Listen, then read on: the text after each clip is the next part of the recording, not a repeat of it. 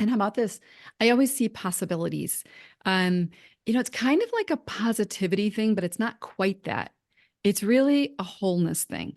Like I see things from the lens of wholeness. Like if that's why it's very hard for me, even politically, because it's not, I don't see one side of something. I see many angles and perspectives. And if you want to feel expanded and hopeful and to see how awesome you are, you should talk to me because Hi, everyone. I'd love to introduce you to our guest today, and it's Deb Blum. And I let her tell you more about herself. Welcome, Deb. hello, I'm so glad to be here. It's Oh, awesome. yeah, totally. So you want me to tell you a little bit about me? Well, a little bit, but we just talked about this, and I thought it would be just fun to talk about it again because you just moved it to a new home, Yes. and we were talking about your new forever home. Tell us more about it.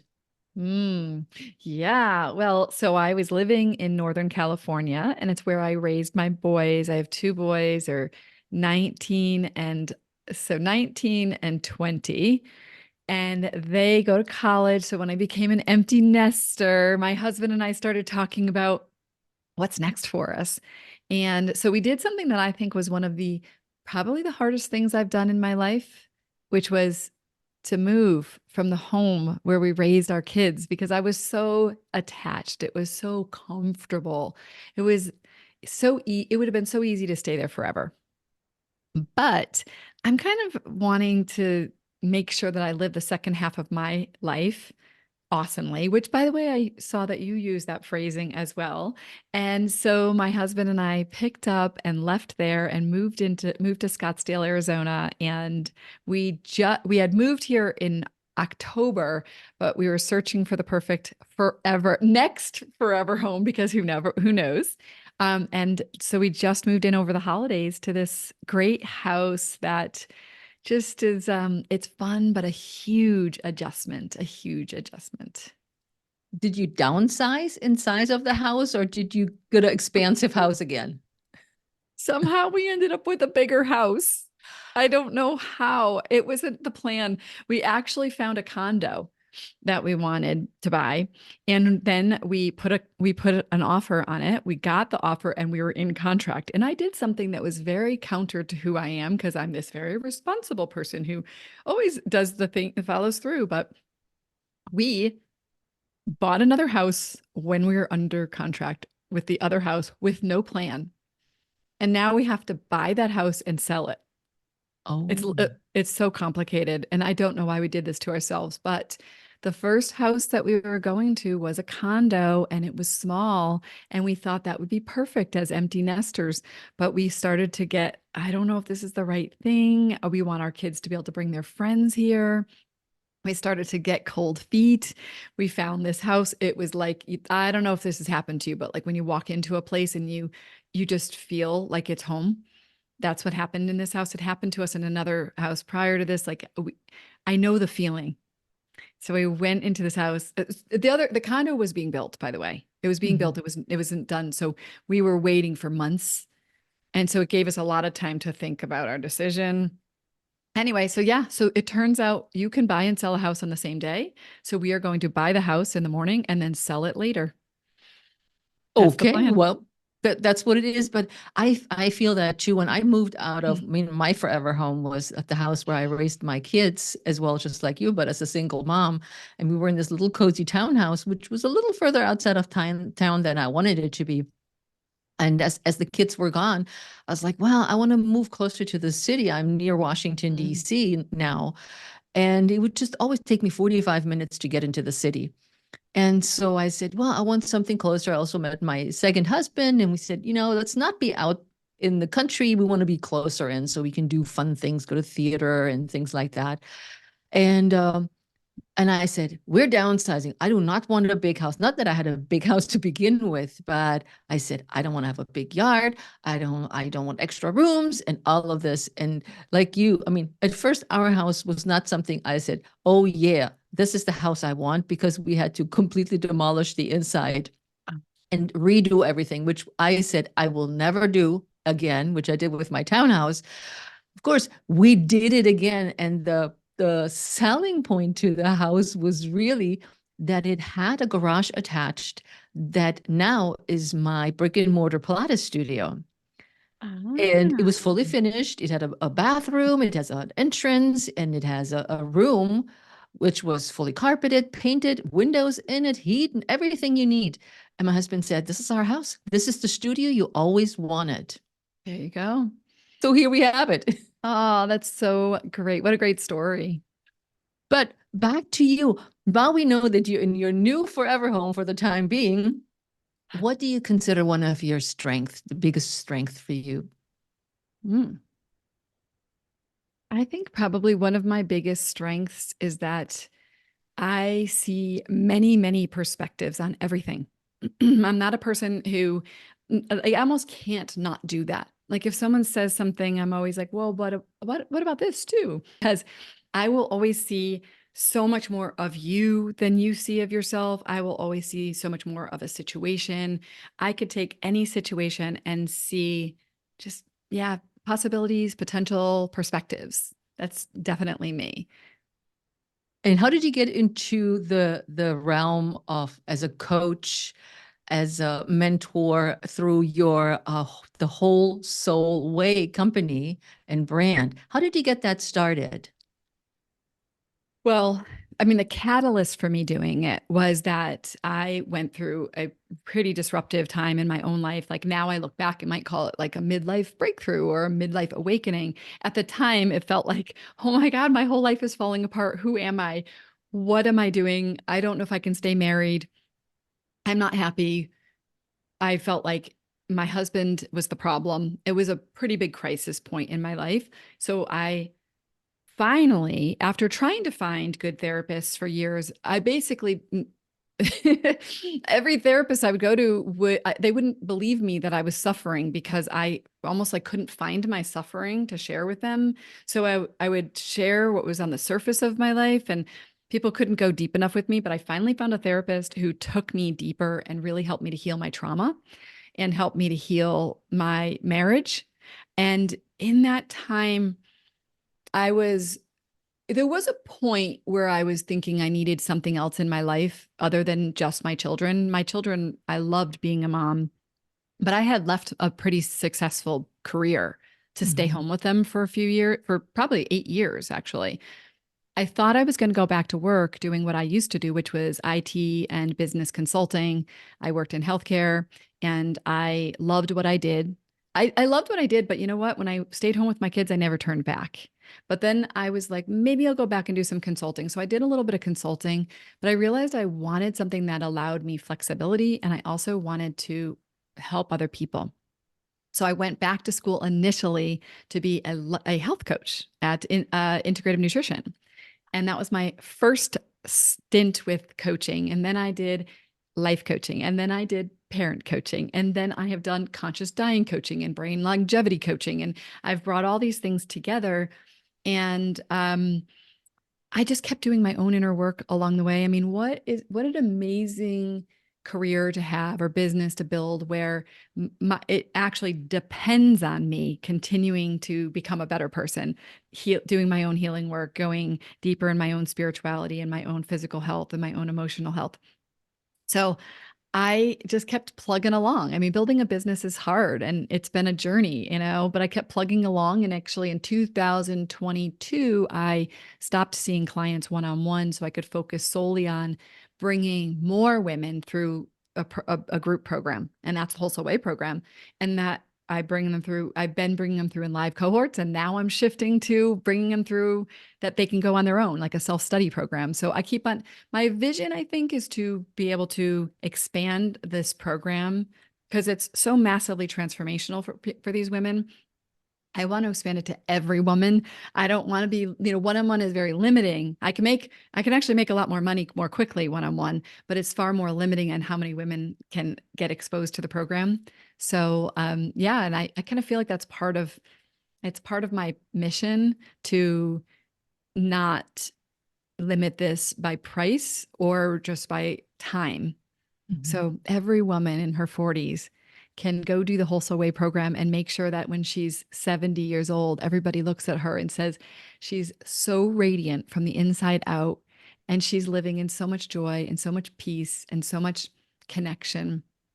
That's what I want for all of us. And I think it helps us to physically be healthier, to take Yeah. care of our emotional and mental health and well-being. And what does it mean to be true to yourself along those lines of finding yourself? And when you said you went through an almost divorce, a very traumatic life, not a crisis that a lot of or many people choose to go divorce and say that, okay, this is just not working for me. And the way you felt, what does it mean to be true to yourself? Well, over the years, it's probably changed for me. I remember when I was in my 20s having a necklace that said, "To thine self be true." And I even had physical things that I really believe that in my 20s, I started to do this work. I just didn't really know I was doing this work. But I had things like an example was I had hives, terrible, terrible hives, like head to toe. I would be working and I'd have to be, do you remember back when we used to wear nylons, pantyhose? Yeah. I'd have to strip my pantyhose off during work because I was scratching and itching, and it would come up my neck and up my face. And I came to understand that some of that was my body talking to me. I was stressed. I was not taking good care of myself. So that was the beginning of me listening to my body. So that's a great example of being true to yourself. Like, are you listening to your body? And I remember another thing that I started to get was this thing that was like a hitch in my breath. Like I would try to breathe in and I couldn't get a full breath. And I actually finally realized it was whenever I wasn't being true to myself, meaning I was saying yes when I really wanted to say no, or I was going along with something that didn't feel in integrity with my values. And so that became a barometer for me. But those are more obvious things or like more tangible things. But I think at a core level, there's this concept of being true to ourselves where so often we just don't really know who we are. It's not obvious to us that we're not being true to ourselves. We're ignoring our feelings or we're ignoring parts of ourselves.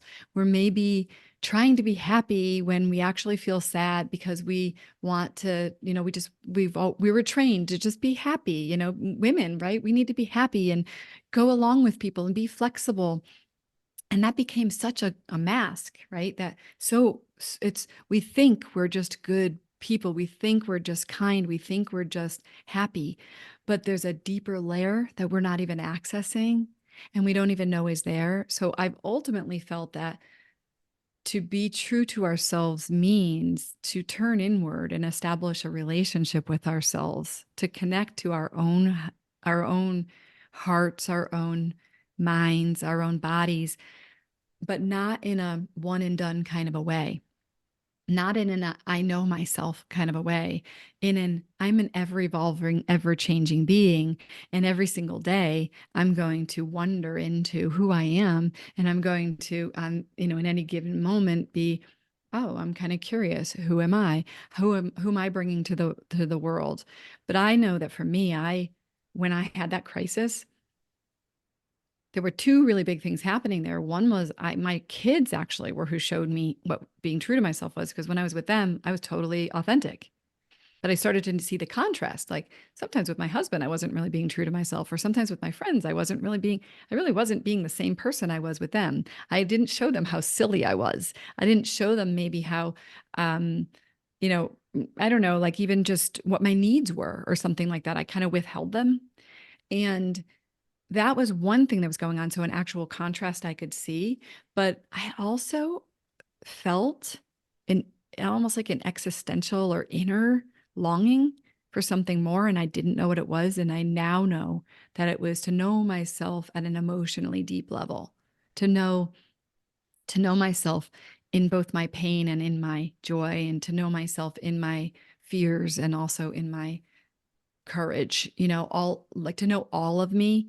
And that to me has been something I've been doing for 20 years and something I expect to do until I die and then in my future lifetimes. Like I believe that we are always getting to know ourselves. So that's my thought on being true to ourselves. And when we're not true, I think women are oftentimes not true to themselves. I think we think that the good thing, the nice thing to do is basically to people please. Like not every woman's a people pleaser, but my goodness, I know that I was, and I know most women at least in some capacity, maybe with their friendships or maybe in their family, maybe not with their partner, maybe not with their kids, but maybe in some contexts. Yeah, We abandon ourselves. when you think about that aspect of people pleasing, when you think about the aspect of doing the inner work as well, and yes, it's true, not everybody is a people pleaser, but we are, I feel we're conditioned from our upbringing to behave a certain way, as you mentioned, several of the behaviors, and that is expected of us to behave that way. Yes. And I think it is really difficult to break out of that mold and have the courage to step up, do inner work that relates to where we are in the different stages of our lives. And I always say it changes when you're 40 or 30, 40, 50. It changes to me at least every 10 years. I'm like, okay, we're back at reinventing ourselves and new ideas and new feelings and new way of I want to express myself and live the way I live. And when I think about the programs at Pursue Your Spark, the hardest part for everybody is to have their why and be really authentic and real to why they're in the program, what they really want to achieve other than the physical. I want to lose some weight, or I want to get in better shape, and you talk about this too, is that when we focus on the pure outer aspect of that work, we're losing the inner aspect of what we actually need to work on. What do you think of that? Or what are your thoughts on that?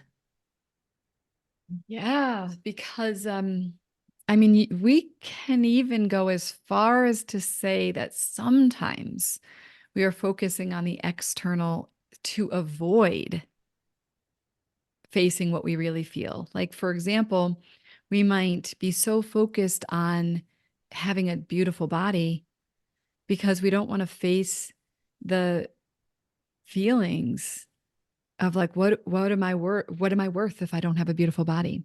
Mhm.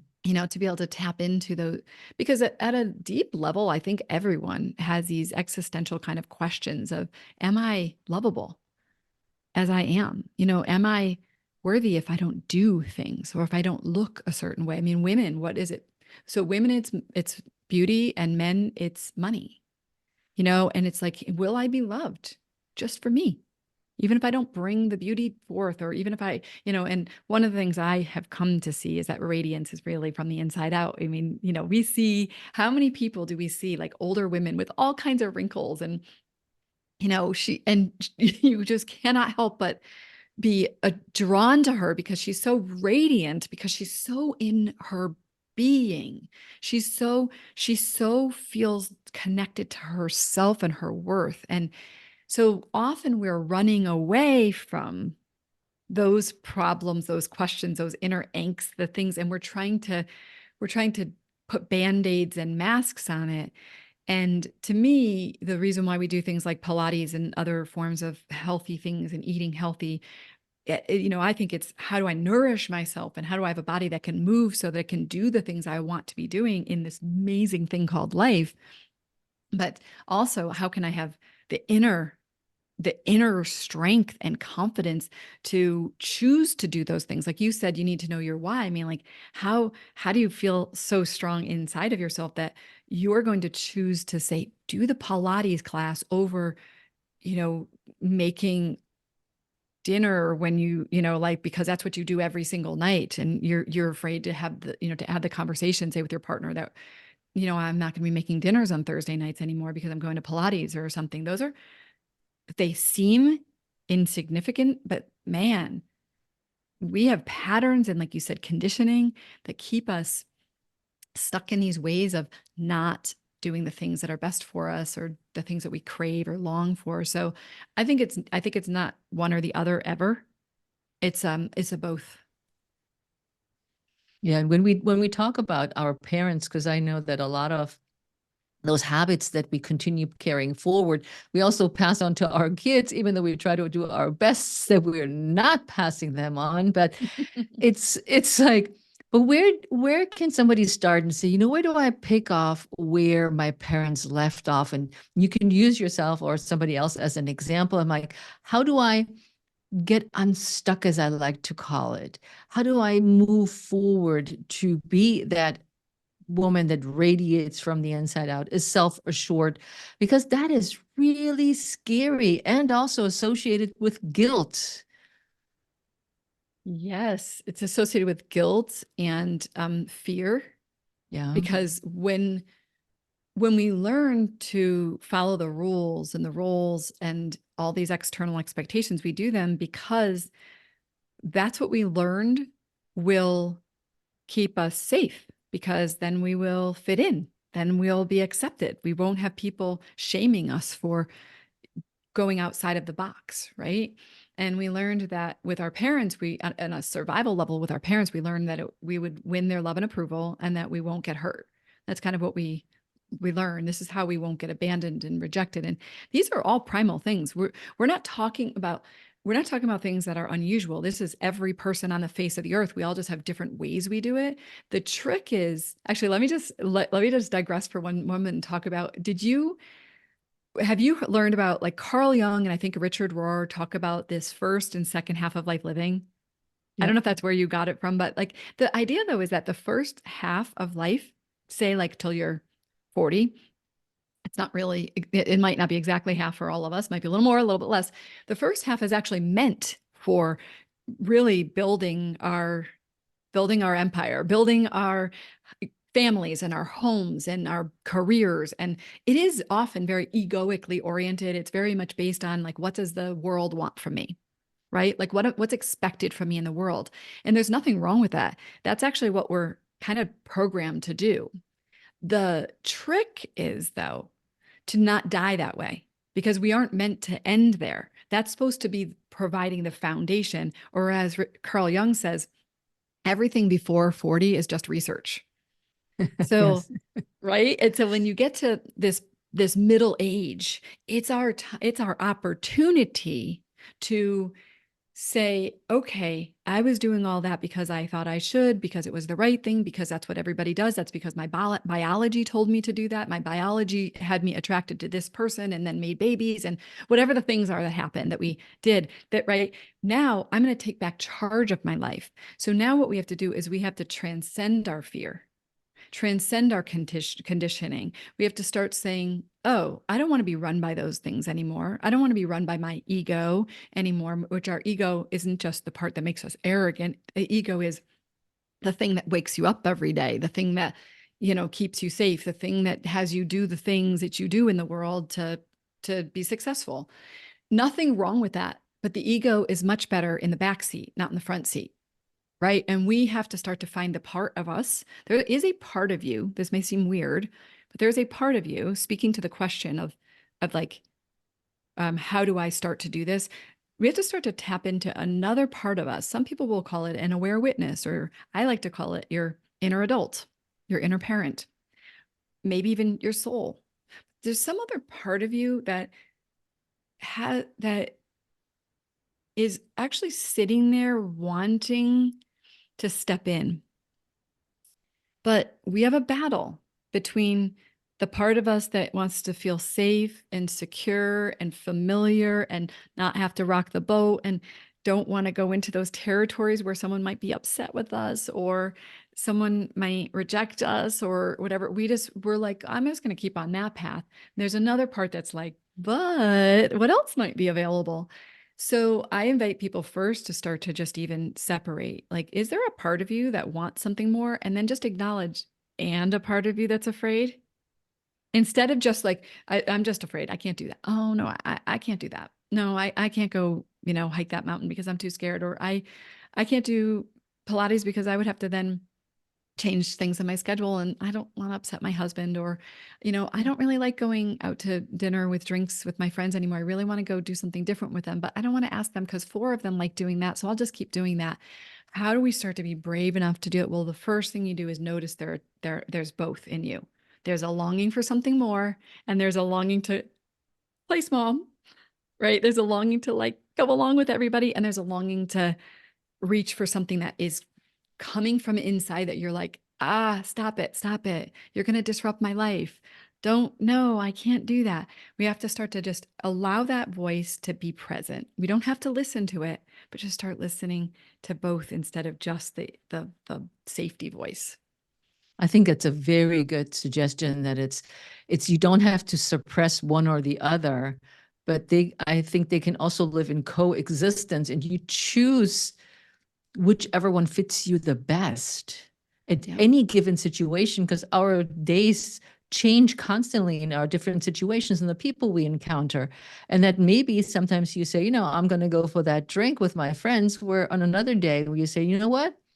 No, today I really don't want this, and I invite them all into a Pilates class or a yoga class. Let's just do that. And that there is, like you said earlier in the beginning, it's the possibilities. The possibilities are there, that we don't have to be black and white, hardcore, choose at the moment, but that we're at liberty to choose. And I had a great example today. One of my clients and I were talking about aerobics classes. I used to teach a ton of aerobics classes back in the days, and we came to talk about Billy Blanks, which many know from Taekwondo. And yep, and a friend of mine just recently met him in person at a fitness conference, and I said, "Oh my God, he's still around. He's doing his thing. He looks great." And we're talking about the classes, and I said, I taught all these classes, and she said, I took all these classes. I still have all the DVDs. And I said, you actually could go out and teach those classes. I said, you know all of it. You know body awareness. You've learned so much along those years. And she says, no, I couldn't. And I said, well, why not? I said, you may choose not to. And she says, I don't look the part. And I went up, and if somebody watches the video, there's Heike's big finger, the no finger. I said, this is not even a question that you could be an authority based on the things that you've learned over the last 30 years in teaching group exercise classes. And we're not hung up on our body image that is come up by whoever. And he said, this makes you a qualified teacher. I said, you look healthy, you're strong, and that's all you need to do. And so she, in that segment or that idea is, oh, I'm not good enough because I'm physically not looking the part of what people may look for. And I said, that's totally wrong. People look exactly for that type, not just the one that we're constantly seeing on social media. And I said, you could do it. I said, think about it. And that's overcoming these things that are stuck in our head. And she's heard from her mom for years that she's too overweight. She needs to lose weight for years and years and years. And I said, you need to let go of these preconceived notions about somebody else's ideal of who you should be, which brings me to the question for you. How do we manage people's expectations, whether it's, of us, not just the physical aspect of us? Well, the short answer is we don't.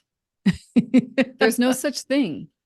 Right. A person is going to see, this is another piece to this. So let me just say, first, what I would invite people to do is develop a practice of connecting to ourselves. So even the part where you have this voice that's fear and the voice of wanting something else, like she probably is like, gosh, I'd love to do that, but no, I can't do that because I have fear that I would be judged and people might not, because people will judge us. They do. People judge us. We judge people. They judge us. And so she's in this place of like, I'm afraid to be judged because for her, it's too painful to be judged right now. So how do we get to the place? I think that maybe a more helpful question might be this. how do we get to the place where I feel self-validated, where I feel so good inside that I no longer need you to approve of me in order to feel good about myself, I right? like That's it. our, right? So that's the real question. So for her, you can tell her 100 times all the reasons why she's okay the way she is. In fact, she's not just okay, she's amazing and she's perfect for the part, but she has a part in her that will not believe you because and it doesn't matter because until she believes it inside from the inside out, not from being told it, but by feeling it.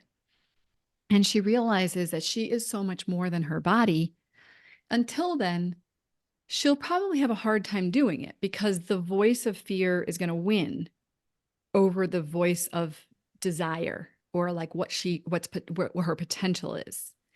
So I think the first thing we have to do is we have to start to recognize, just like we're listening to the voice of the fear and of the hope or whatever, there's also a whole bunch of other voids. I hate to tell everybody, but you are a split personality no matter how you look at it, because you have also voices that are mean to you and they come from fear. You're fat, you're too this, you're too that, you're not, oh my gosh, what about the when you go out to hang with your friends, you have a couple drinks and you had such a great time and then you wake up the next morning and you're ruminating or you're up all night. Oh my God, did I say that? What are they going to think of me? I can't believe I said that. Okay, I need to check in with them and make sure we're okay because, oh, it's this idea that like our own inner, who we are and how we feel about ourselves is based on what other people think, feel, judge, expect, whatever from us. So so we have to start to allow ourselves to watch these voices. Oh my gosh, look how critical I am. Look at all these ways that I'm not nice to myself. And we have to start to balance that out with some other voice. We have to start to bring another voice in there, which is the voice that's like, hey, I just did a really great job there. Look at that. Or like instead of the voice drowning us out that I don't have the body for this, what am I doing? How can I be doing this? We say, oh my gosh, I'm an excellent teacher. People really do have amazing transformation when they're with me. We start to make a list of all the things that we're grateful for about ourselves, that we see that we are really good at. And we start to balance out the voice. Again, I'm about wholeness. I'm not about saying that we have to stop having that voice because that's not going to happen. I can tell you, not right away. We have to start by just bringing in more voices. It's like when people talk about eating healthy. When I learned at integrative nutrition, the first thing that they teach you is you don't tell people to stop eating things, you crowd things out with the healthy foods. So you don't say stop eating that, you start eating more greens, you start eating more more fruits and vegetables. Well, same thing here. We have to start to bring in a little love for ourselves, a little compassion for ourselves, cut ourselves a little bit more slack, which I remember when our therapist told us that. My husband and I both went to get coffee afterwards, and we were like, what does cutting yourself slack even mean? Like, we literally had no idea what it meant. Now I get it. And I will say what I think it is give yourself some grace. Don't Yeah. always put so much pressure on yourself. So, the thing I teach people is something that takes no extra time, but will change your life. And it's this: you're driving down the street and you're stopped at a stoplight. You have an extra moment there. You could be thinking about what you're going to wear tomorrow, what you're going to do here, your to do list, or you take a moment and you take your hand and you put it onto your heart. You take a breath and you say, I'm here and I'm with you. I'm listening. Something like that. Now you might go a step further. You might check in. I'm really proud of you today. You did a great job at that meeting. You know what? I love the way that my hair came out today. You might do compliments to yourself, something like that. But the first thing is hand to heart. I'm here. I'm listening. I'm with you. Because it is the external orientation that's killing us. It's the idea that I think that the only way I'm okay is if I meet your expectations or that you're approving of me. It's killing us. We have to take back the reins. And we take back the reins of our life by connecting to ourselves anytime we can. If we don't have anything good to say about ourselves, just at least put your hand on your heart and you say, I'm here and I'm with you. You're not alone anymore. Because you want to know what we learned is as kids, we learned that we had to turn away from ourselves to make sure mommy and daddy are happy. So we gave away our power, but we are adults now. We don't need mommy and daddy anymore. We're powerful. Powerful women. We are safe. We can we can connect to ourselves. We can reclaim that connection to ourselves. And it's like, imagine you've got this like cord inside of you. Okay. And the cord got unplugged.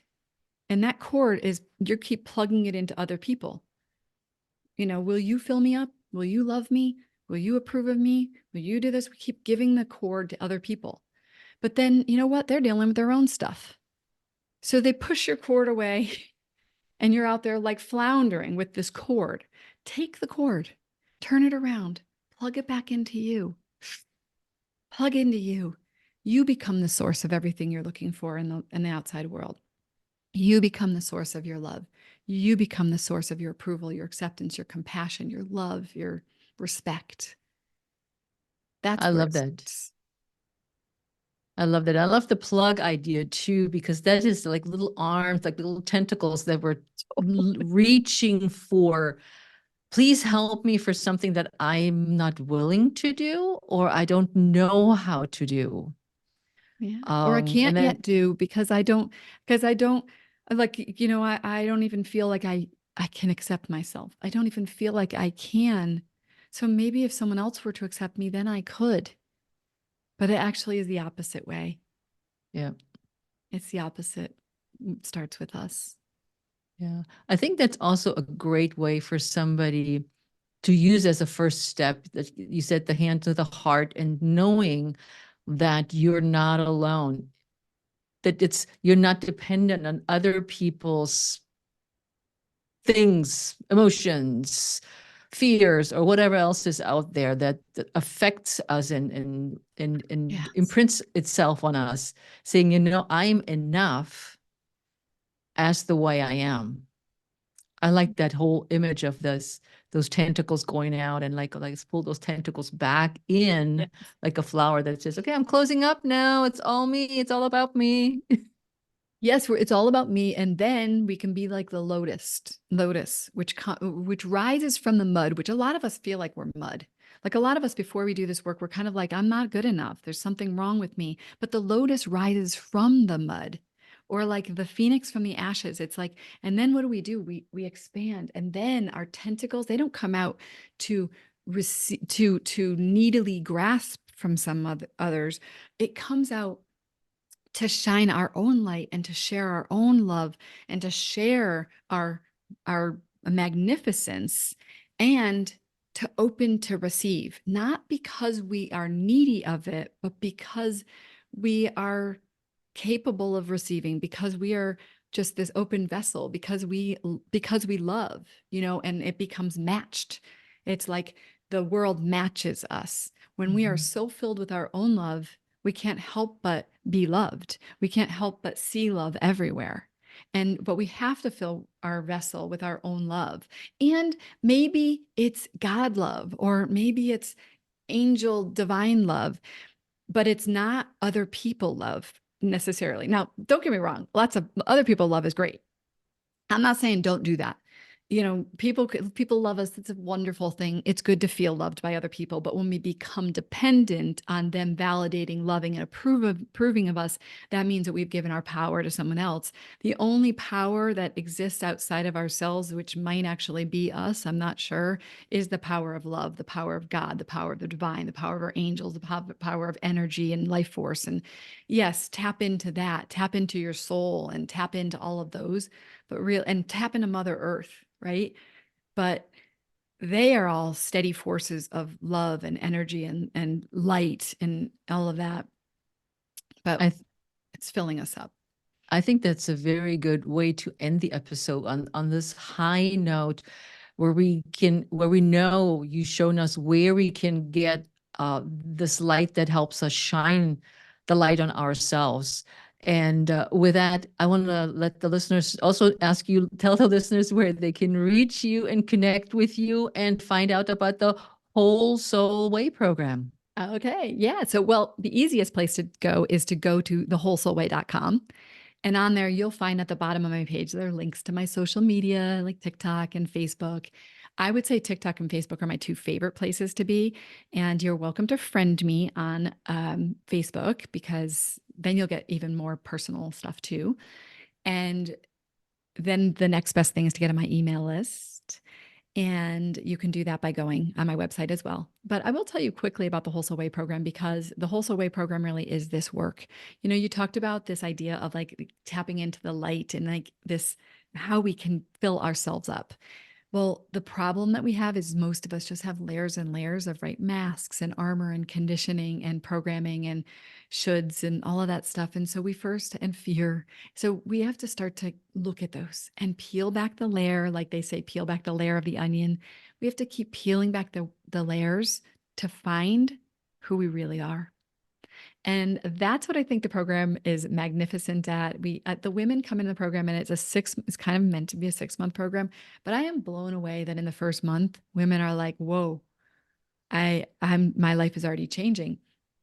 I'm committed to working with women who are in their second half of their lives and who don't want to destroy the life they worked so hard to create. So I'm really not about like, take big action, take leaps of faith, create an epic life. I'm a slower, more internal journey to first find who we are.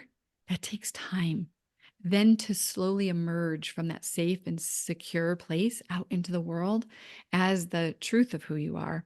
But it takes an inner journey first to be able to rise from the ashes, to be able to be the lotus that's emerging from the mud. And and I do this with inner child work. That's the biggest body of work that I do, inner child work and some shadow work, a very gentle, like soft way of doing shadow work. And I teach women how to connect with themselves because that's the core of everything. It's the core of it's the foundation for our relationships with others. It's the core for how we feel in the world, how we behave, our success, our ability to get to the gym consistently, our ability to eat healthy food. They're all based on the relationship we have with ourselves, the way we talk to ourselves, how we feel about ourselves, how connected and safe we feel in the world. Awesome. I love it. So you will find all the links in the show notes to connect with Deb and her program Thank and you. her social media. I have to check out her TikTok. I've not seen Deb's TikTok yet. So let's hop on over there. Thank you. Yes. So thanks for being here, Deb, and sharing all your wisdom and the positive energy with our listeners. Thank you. It's been an honor.